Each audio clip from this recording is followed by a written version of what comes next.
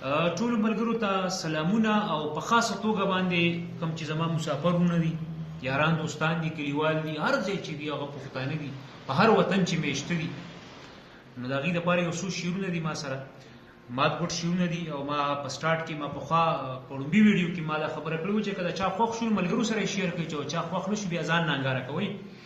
نو څوک غواړي چې کله وطن پرېږدي او یاران پرېږدي؟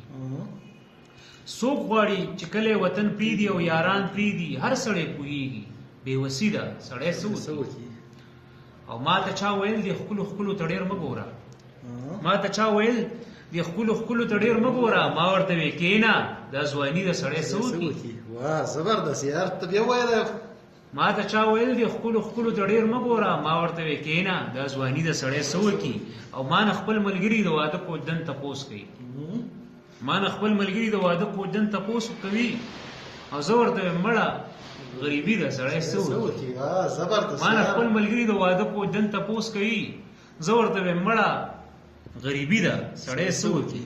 او یو شعر دی چې ګوټ حرام ټنګ حرام ګډا حرام نو مولا، ګوټ حرام ټنګ حرام ګډا حرام نو مولا، دا خو د مودو مسافري ده سړی څه وکړي.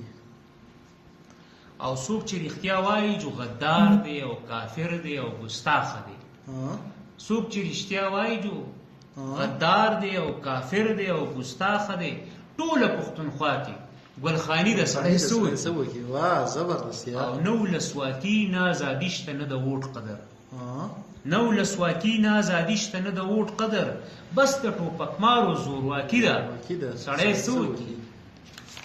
او دغه یو شعر بل دی چې زه ماښام له کور ته ځم د شپې یاري مې نه لګي، زه ماښام له کور ته ځم د شپې یاري مې نه لګي، او ډز دی او ټوپک او دښمني ده سړی څه وکړي.